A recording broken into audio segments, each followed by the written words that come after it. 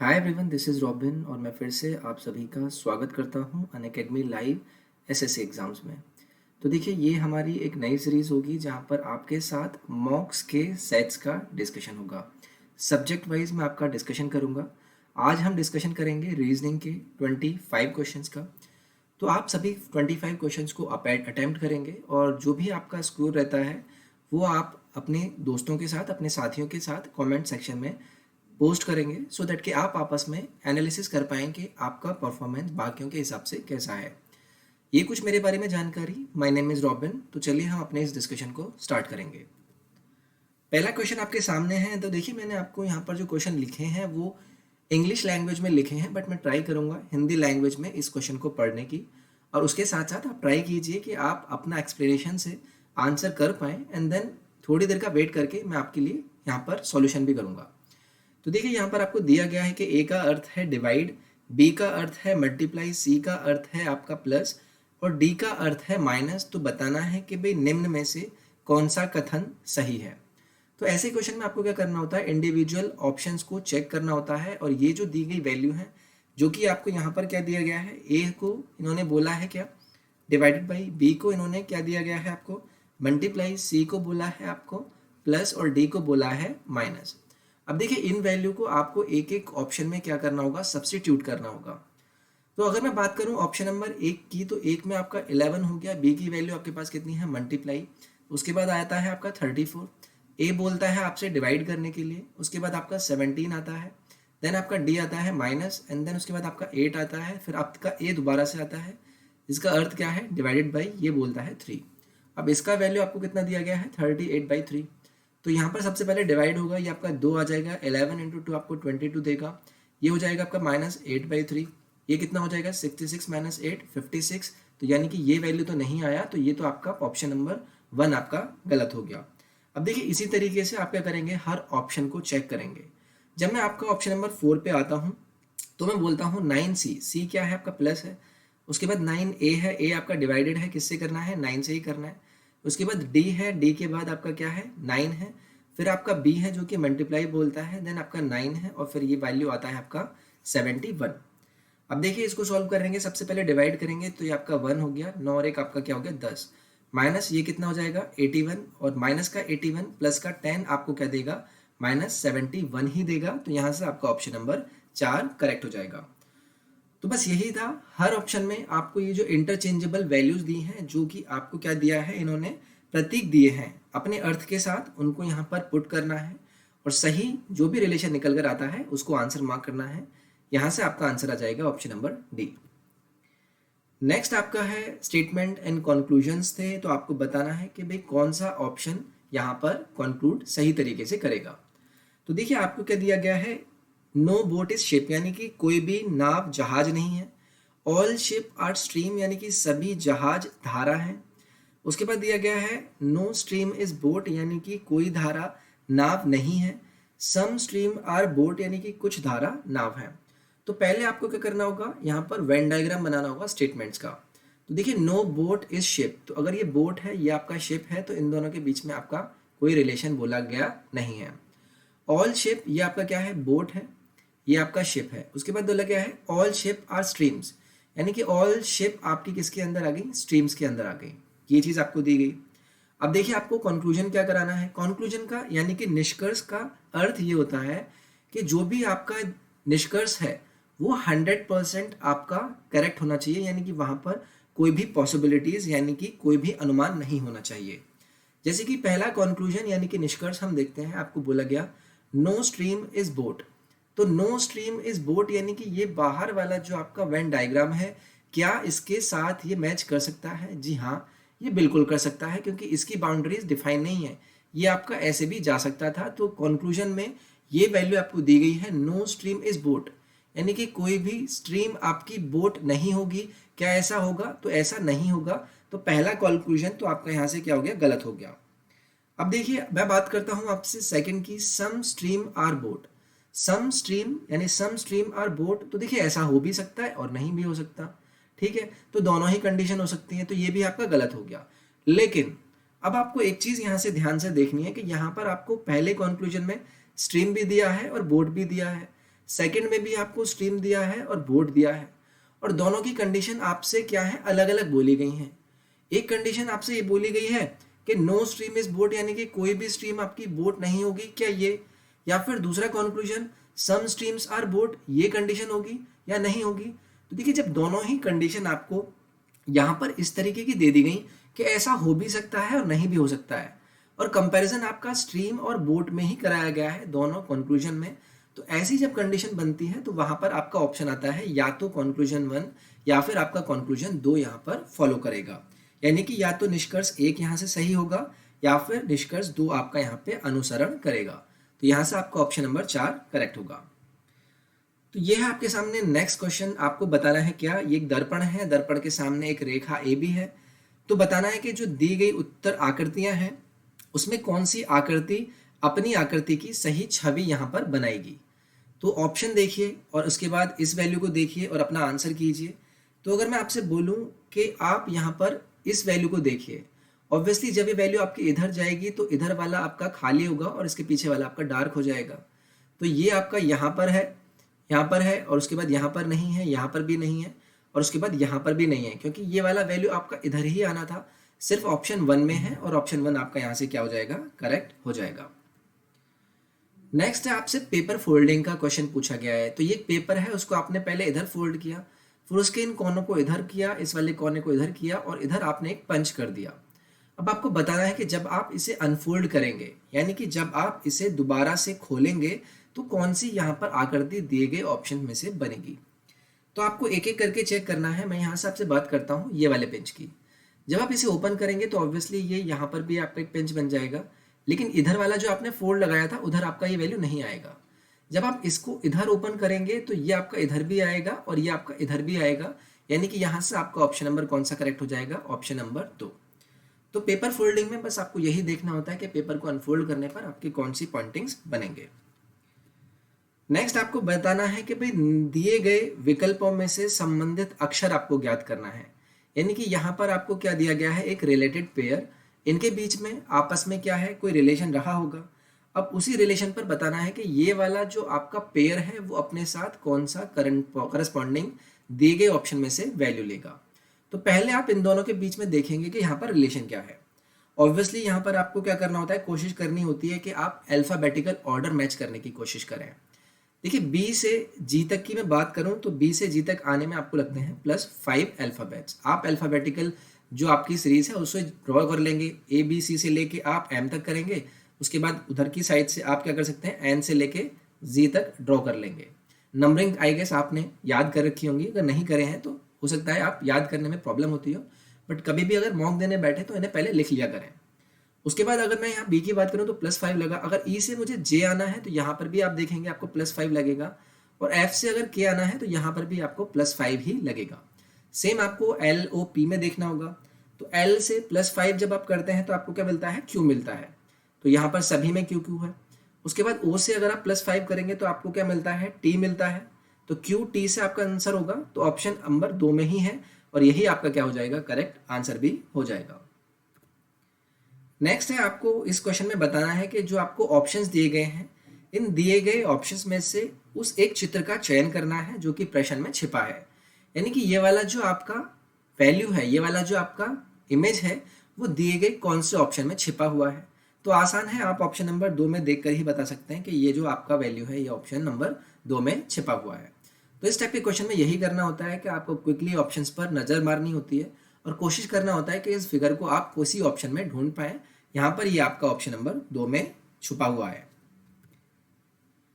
Next है आपका इन the following question, यानी कि निम्नलिखित प्रश्न में आप उस विकल्प को चुनिए जो कि अन्य 3 विकल्पों से क्या है, भिन्न है, यानी कि ऑड है बाकी 3 रिस्पॉन्सेज से। तो देखिए इस टाइप के क्वेश्चन जो होते हैं उसमें आपको कोशिश करनी होती है कि आप हर ऑप्शन को चेक करें। आप अल्फाबेटिकल पोजीशन देख सकते हैं कि भाई कहीं एक ऑर्डर तो फॉलो नहीं हो रहा है, या फिर आप इनकी अल्फाबेटिकल पोजीशंस का सम करके देखेंगे, मल्टीप्लिकेशन करके देखेंगे। कुल मिला के आपको कुछ ना कुछ आइडेंटिफिकेशन करना होगा, कुछ ना कुछ जुगाड़ करना होगा कि भाई 3 ऑप्शन आपके एक जैसे हैं और एक अगर आपका अलग आ जाएगा तो वही क्या हो जाएगा, आपका भिन्न हो जाएगा, यानी कि ऑड हो जाएगा। अब देखिए मैं आपसे बात करता हूँ ऑप्शन नंबर 1 की। यहाँ पर डी की बात करूँ तो डी आपका क्या होता है, डी के बाद आपका ई आता है, यानी कि डी से ई आने में आपने क्या किया, +1। अब ई से अगर आपको एफ आना है तो यहाँ पर भी आपने क्या किया, +1 किया। इसी तरीके से जे से अगर मुझे एल आना है तो ये क्या करना होगा आपको, ऑब्वियसली +2 करना होगा। और एल से अगर आपको एन आना है तो आपने यहाँ किया +2 किया। पी के बाद अगर मैं एस पर आता हूँ तो आपको यहाँ पर क्या करना होगा, +3 करना होगा। एस के बाद अगर वी आता हूँ तो यहाँ भी आपको क्या करना होगा, 3 करना होगा। उसके बाद फोर्थ ऑप्शन में देखेंगे कि ओ से क्यू आने में आपको क्या करना पड़ता है, +2 करना पड़ता है, जबकि क्यू से वी आने में आपको करना होता है +5। तो देखिए हर पहले, दूसरे और तीसरे ऑप्शन में आपने एक पैटर्न यूज किया, +1 का, फिर +2 का और फिर +3 का। लेकिन ऑप्शन नंबर 4 में ये पैटर्न यूज नहीं हुआ, पहले आपने +2 किया, फिर वो +5 हो गया। तो इसी वजह से आपका जो ऑप्शन नंबर 4 होगा वो बाकी के ऑप्शन से क्या हो जाएगा, डिफरेंट हो जाएगा, भिन्न हो जाएगा। नेक्स्ट क्वेश्चन है, which of the following does not belong to the group, यानी कि निम्नलिखित में से कौन सा समूह से संबंधित नहीं है। आपको यहाँ पर अगेन 4 क्या दिए गए हैं, वर्ड दिए गए हैं, आपको पता करना है कि भाई इन चारों में से कौन सा आपका ऑड है, यानी कि बाकी तीनों से अलग है। अब देखिए यहाँ पर अगर मैं बात करूँ यूनिक्स की, उसके बाद एमएस डोज की, उसके बाद विंडोज़ की और उसके बाद फायरवॉल की। तो यूनिक्स क्या है आपका, एमएस डोज और विंडोज़ क्या है, एक प्रकार के आपके ये तीनों क्या है, ऑपरेटिंग सिस्टम्स हैं जो कि आप कंप्यूटर में यूज़ करते हैं और ये ऑपरेटिंग सिस्टम्स कहलाते हैं।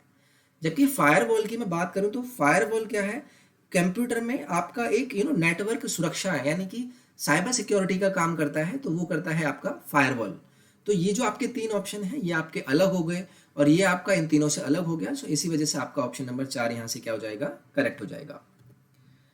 नेक्स्ट है, आपको यहाँ पर क्वेश्चन दिया गया है, बताना है कि भाई ये जो सीरीज है ये फॉलो करेगी तो इसके क्वेश्चन मार्क की जगह पर क्या आएगा।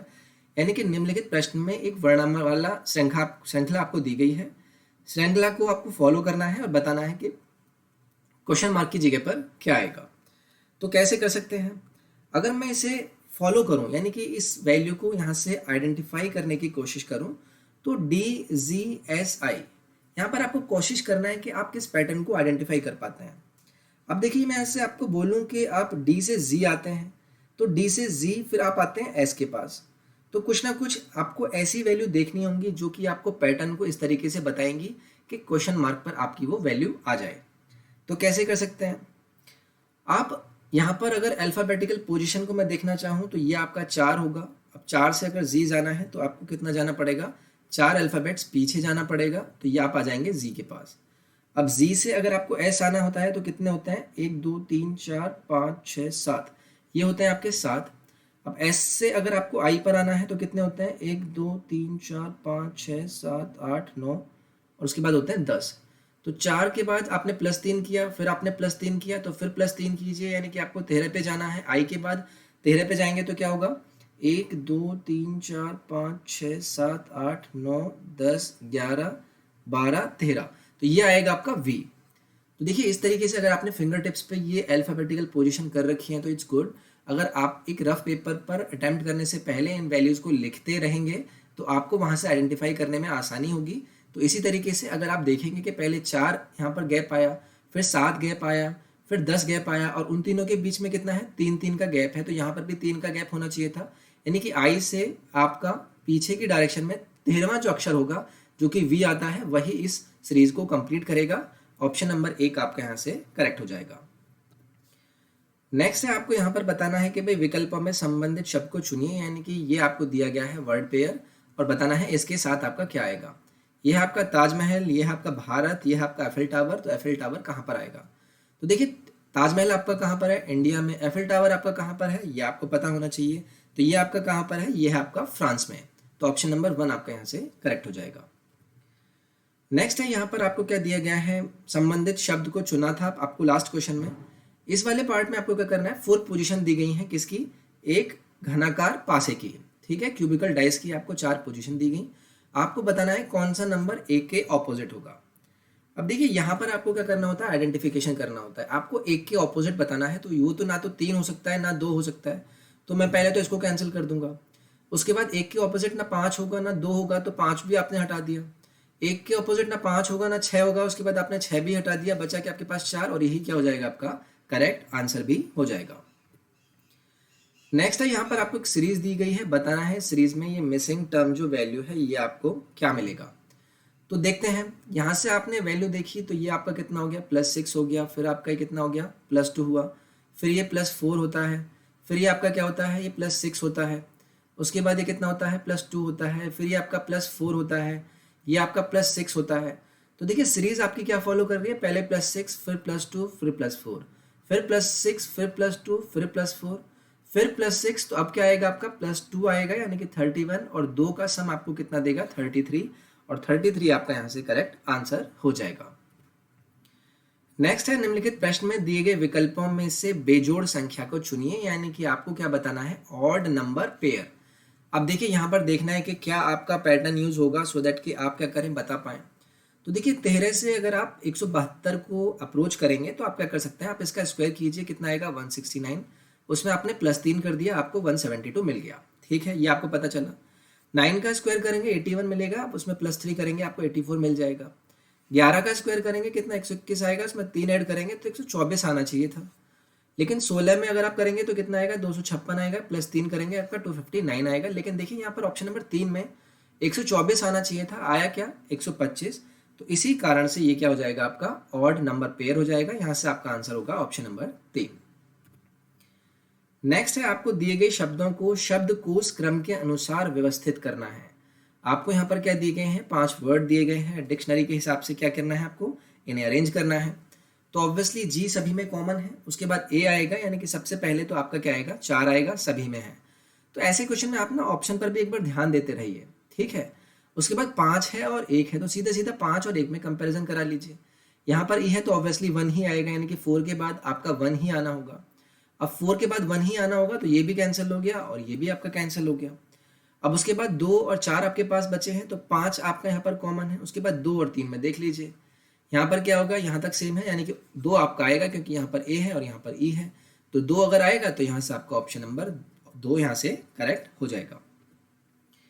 नेक्स्ट है, आपको बताना है नंबर ऑफ रेक्टेंगल्स कितने हैं इस दी गई आकृति में, यानी कि फिगर में। देखिए रेक्टेंगल्स की बात की है, मैं कैलकुलेट करने की कोशिश करता हूँ, बट आप भी कोशिश कीजिएगा। अगर मेरा गलत आए तो प्लीज़ मुझे कमेंट करके बताइएगा। एक आपका ये हो गया, 2 आपका ये हो गया, उसके बाद ये अगर मैं पूरे की बात करूँ तो यहाँ से आपके आ गए 3, सेम आपका नीचे से 3 आ जाएंगे, यानी कि कितने हो गए आपके पास टोटल 6। उसके बाद एक आपका ये हो गया, उसके बाद एक आपका ये हो गया और एक आपका पूरा हो गया, यानी कि +3 और हो गए, तो यहाँ से आपके बनेंगे 9। ठीक है, और तो कुछ नहीं बन रहा ना, तो 9 बनेंगे, यहाँ से आपका आंसर होगा 9। नेक्स्ट है, आपको बताना है दिए गए विकल्पों में संबंधित संख्या। तो देखिए अगेन आपको यहाँ पर इन दोनों के बीच में कोई रिलेशन देखना है, फिर बताना है कि इस पेयर में यहाँ पर वैल्यू क्या आएगी। यहाँ पर 16 है, उसके पास ही ये वैल्यू है, तो कैसे कर सकते हैं, आपको देखना होगा कि इन दोनों के बीच में क्या अंतर है, यानी कि क्या इनके बीच में वैल्यू आती है। तो देखिए 16 का स्क्वायर जब आप करते हैं तो आपको मिलता है 256, और उसमें अगर आप 1 और 16 का मल्टीप्लाई कर लें तो आपको कितना मिलेगा 6, और ये कितना आएगा 5 और 4 9, और उसके बाद 36 और 40। तो देखिए ये है आपका 16 का क्यूब। अब देखिए 9261 किसका क्यूब होता है, ये आपको देखकर ही मार्क करना है, ये होता है 21 का क्यूब। आपने CISI में काफ़ी बार पढ़ा होगा, जब आप 5% का वैल्यू को इंक्रीज करते हैं तो वो क्या हो जाता है 21 हो जाता है। 3 साल की बात करते हैं तो वो वैल्यू कितनी हो जाती है 9261 हो जाती है। तो यहाँ पर आपका आंसर क्या आना था 21, और ऑप्शन नंबर 4 आपका यहाँ से करेक्ट हो जाएगा। दिए गए विकल्पों में संबंधित संख्या का फिर से चयन कीजिए, तो इस पेयर को देखिए और फिर बताइए कि यहाँ पर क्या होगा। तो कैसे कर सकते हैं, आपको अगर मैं इसकी वैल्यू की बात करूँ तो कैसे आ सकता है, ये 4 को मैं लाने की बात करूँ तो कैसे ला सकते हैं, सम करूँगा तो 9 हो गया, 9 3 12, और 8 डिवाइडेड बाई 5 करूँगा तो 4 आ सकता है। यहाँ से ऐसा होगा क्या 5, और ये तो नहीं है, तो और क्या हो सकता है, अगर मैं मल्टीप्लाई करूँ 8 3 कितना हो गया 24, ये 20 माइनस कर दिया तो 4 आ गया। यहाँ पे देखता हूँ 12, और ये क्या हो गया 4 माइनस करूँगा तो 8 आएगा। तो देखिए ऑप्शन नंबर आपका 3 हो गया। क्या किया, आप स्टार्टिंग के 2 डिजिट को लीजिए, यानी कि स्टार्टिंग के 2 डिजिट 8 और 3 का मल्टीप्लाई करेंगे तो 24 आएगा, लास्ट के 2 डिजिट का मल्टीप्लाई करेंगे तो 20 आएगा, और दोनों का डिफरेंस आपके पास आ गया 4। सेम आपने यहाँ पर किया 6 और 2 का मल्टीप्लाई 12, 4 और 1 का मल्टीप्लाई 1, दोनों के बीच का डिफरेंस 8, और वही आपका क्या हो जाएगा आंसर हो जाएगा। तो देखिए बस वही कोशिश करनी होती है, आपको कुछ ना कुछ तिगड़म भिड़ानी होती है, और ऐसे ही आप तभी कर पाते हैं जब आपने काफ़ी सारे क्वेश्चंस को प्रैक्टिस किया हो, आपने प्रैक्टिस किया हो, अलग अलग तरीके के मॉक्स दिए हों, तो तभी आप इस टाइप के क्वेश्चंस में जल्दी से जल्द अपना आंसर निकाल पाएंगे। यहाँ पे आपका ऑप्शन नंबर तीसरा करेक्ट होगा। नेक्स्ट है, आपको बोला गया है Sonam and Preeti are sisters, यानी कि सोनम और प्रीति क्या है, बहनें हैं। उसके बाद विलास इज द हस्बैंड ऑफ प्रीति। पहले मैं सोनम और प्रीति की बात करूं तो ये दोनों क्या है, आपकी बहनें हैं, तो ये भी माइनस हो गया, ये भी माइनस माइनस, मैं आपको फीमेल को डिनोट करूंगा। विलास इज द हस्बैंड ऑफ प्रीति, मैं विलास की बात करूं तो वो क्या है, प्रीति का हस्बैंड है, तो डबल में लगाऊंगा हस्बैंड के लिए, ये हो गए विलास जी प्लस हो गए ये। Mahesh is the father of Sonam, Mahesh is the father of Sonam, तो महेश जी क्या हो गए, फादर हो गए सोनम के। इसके भी फादर हो गए, ठीक है, इसके भी ये फादर हैं क्योंकि ये दोनों बहनें थी। कुसुम इज द डॉटर ऑफ विलास। अब देखिए कुसुम क्या है, विलास की क्या है, डॉटर है, तो ऑब्वियसली इसकी भी डॉटर होगी Kusum. How is Mahesh related to Kusum, तो कुसुम और महेश के बीच में रिलेशन बताना है। तो देखिए ये जो थी आपकी प्रीति, इनके फादर थे कौन, महेश। अब प्रीति की बेटी है कुसुम, तो ये कौन होंगे, इसके ऑब्वियसली ग्रैंडफादर होंगे, ठीक है, ग्रैंडफादर होंगे, तो ये क्या हो जाएंगे आपके ग्रैंडफादर, यानी कि आपके इसके पिता होंगे, ये बेटी है तो ऑब्वियसली इनके ग्रैंडफादर होंगे। यहाँ पर आपका ऑप्शन नंबर 4 करेक्ट हो जाएगा। नेक्स्ट है, यहाँ पर एक शब्दों में आपको क्या करना है, एक वैल्यू दी गई है, एक वर्ड दिया गया है, बताना है कि विच of the following word can not be form, यानी कि इनमें से कौन सा वो शब्द है जो कि इस वैल्यू से, इस शब्द से नहीं बनाया जा सकता। तो आपको एक एक करके चेक करना है। अगर मैं ऑप्शन नंबर 4 की ही बात करूं, काफ़ी सारे वर्ड इसमें दिख रहे हैं, तो देखिए 2-3 एम है इसके अंदर, और यहाँ पर क्या है आपका सिर्फ एक ही एम है, तो ये सीधा सीधा आप बोल सकते हैं कि ये फॉर्म नहीं किया जा सकता, और ऑप्शन नंबर 4 आपका यहाँ से करेक्ट हो जाएगा।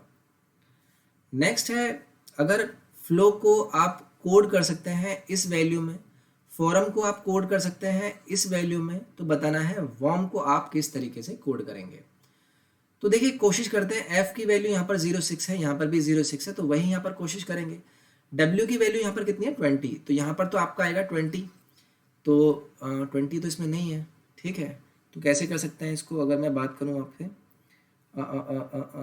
ये हो गया आपका एफ, उसके बाद अगर मैं डब्ल्यू की बात करूँ, डब्ल्यू यहाँ पर आपका कितना है, 20 है, यहाँ पर कुछ नहीं है, और अगर ए की बात करूँ यहाँ पर, तो किसी में ए है, किसी में भी ए नहीं है, तो कैसे कर सकते हैं, फिलो को आपने इस तरीके से तोड़ा है, 4 है, आपको 4 वैल्यू दी गई हैं। उसके बाद फॉरम को आपने तोड़ा है, तो उसमें ओ की वैल्यू और एल की वैल्यू, सिर्फ ओ की वैल्यू कॉमन है, बाकी कुछ भी कॉमन नहीं है। तो अगर मैं यहाँ से बात करूँ एफ की वैल्यू अगर मैं लेता हूँ, तो एफ की वैल्यू क्या होती है, 6 अगर अल्फ़ाबेटिकल पोजीशन होती है तो आपने 6 लिखा। एल की वैल्यू क्या होती है, एल की वैल्यू होती है आपकी 12 में से जब आप एक माइनस करते हैं तो आपको 11 मिलता है। ओ की वैल्यू आपके पास क्या होती है, अगर आप अल्फ़ाबेटिकल पोजीशन में देखते हैं 15, अब उसमें से आपने 2 माइनस किया तो आपको 13 मिल गया। डब्ल्यू की वैल्यू होती है आपकी 23, उसमें से आप 3 माइनस करेंगे तो आपको 20 मिल गया। यानी कि देखिए पैटर्न इस तरीके से है, जो आपको अल्फ़ाबेटिकल दिए गए हैं वैल्यू, पहले में आपने 0 माइनस किया है, दूसरे में आपने -1 किया है, तीसरे में आपने -2 किया है, और चौथे में आपने -3 किया है, आपने इस तरीके से किया है। तो मैं W की बात करूं तो W क्या होता है 23, उसमें 0 माइनस करेंगे तो वो तो 23 ही रहेगा। उसके बाद आपका क्या है, A है, तो A में आपको -1 करना है, यानी कि अगर आप 0 1 में माइनस करेंगे 1 तो वो 00 हो जाएगा। तो कौन सा आंसर हो गया आपका 22 23, तो ये आपका आंसर हो जाएगा ऑप्शन नंबर 3। तो इस तरीके से आपको इसे फॉलो कराना था, ऑप्शन 3 आपका यहाँ से करेक्ट हो जाएगा। नेक्स्ट है, आपको यहाँ पर बताना है कि वर्ग आपको दिए गए हैं, उनके बीच में संबंधों को बेहतर तरीके से प्रदर्शित करने वाले आरेख को पहचानिए। यानी कि गैस दिया गया है, हीलियम है, एल्यूमिनियम है और ऑक्सीजन है। तो कैसे कर सकते हैं इन तीनों की, अगर मैं आपसे बात करूं, देखिए गैस, हीलियम और ऑक्सीजन आपकी क्या होती हैं, गैस होती हैं। और उसके बाद अगर मैं ऑक्सीजन और हीलियम की बात करता हूं, तो गैस के अंदर आ जाएंगे आपके हीलियम और ऑक्सीजन। एल्यूमिनियम क्या है, आपका धातु है, तो ये आपका क्या होगा, बाहर होगा, तो कुछ इस तरीके का बनेगा, और यहां से हो गया आपका ऑप्शन नंबर 2। नेक्स्ट है आपका, इन दी फॉलोइंग क्वेश्चन बताना है मिसिंग टर्म। तो सीरीज आपको दी गई है, मिसिंग टर्म चलिए पहचानिए। 23 में आपने 1 ऐड किया, 24 मिला, +2 किया, 26 मिला, +2 किया, +1 किया, 27 मिला, फिर +2 किया, फिर +1 करना होगा, तो यहाँ पर आपका आ जाएगा क्या, 30। तो ऑप्शन नंबर यहाँ से आपका 2 करेक्ट हो जाएगा। अब देखिए ये आपको दिए गए हैं A, B, C और D। अब इस पैटर्न को फॉलो कराना है और बताना है कि भाई E पैटर्न पर आपका कौन सा वैल्यू आएगा। तो कैसे कर सकते हैं, कैसे पहचान सकते हैं, आपको यहाँ पर दिए गए ये जो वैल्यू है ना, इनकी पोजिशनिंग देखनी है कि किस तरीके से मूव कर रहे हैं। अब देखिए ये जो स्टार है ये आपका इधर आया, फिर ये इधर चला गया, फिर ये इधर चला गया, यानी कि ये कुछ ना इस तरीके से मूव कर रहा है, एंटी क्लॉकवाइज, सॉरी, ये क्लॉकवाइज मूव कर रहा है। और तो ये अब यहाँ से आपका क्या जाएगा, इधर की साइड जाएगा। तो किस में है ये, इसमें है, और ये आपका किसी में नहीं है, बस ऑप्शन नंबर 1 में ही है। तो यही आपका क्या हो जाएगा, करेक्ट आंसर भी हो जाएगा। नेक्स्ट है आपके पास एक लड़की है जिसकी जो आयु है वो अपने भाई की आयु की क्या है, 2/5। उसके बाद उसके बारे में बोला गया है लड़के के बारे में कि आफ्टर 8 ईयर्स, 8 साल, her age will be half of the age of her brother, यानी कि अपने भाई की हाफ हो जाएगी 8 साल के बाद। भाई की बतानी है कि भाई की जो प्रेजेंट एज है वो कितनी है। अब देखिए मैंने भाई को माना x, आप x मान के करते हैं, तो लड़की की आयु कितनी हो गई, 2x/5 हो गई। अब उसके बाद आपको बोला गया कि भाई 2x/5, यानी कि अगर इसमें मैं 8 का सम करूंगा तो ये आपने 8 साल बाद की बात करी लड़की की आयु, ये क्या हो जाएगी, हाफ हो जाएगी लड़के की आयु, वो की कितनी हो चुकी होगी, x+8। तो इसे सिंप्लीफाई करेंगे, ये क्या हो जाएगा आपका x/2 + 4, 4 आपका इधर जाएगा, तो 4 will be equals to x/2 - 2x/5। यहाँ से आप 10 कॉमन एलसीएम लेंगे, ये कितना हो जाएगा आपका 5x - 4x, तो ये कितना हो जाएगा, x की वैल्यू आ जाएगी आपके पास 40। तो भाई की एज कितनी हो गई, 40। ऑप्शन नंबर 3 आपका यहाँ से करेक्ट हो जाएगा।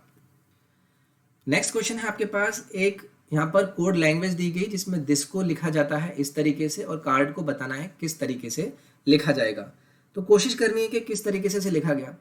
अब देखिए टी में अगर आप बात करें +1 करते हैं, एक अल्फ़ाबेटिकल आगे जाते हैं तो आपको यू मिलता है।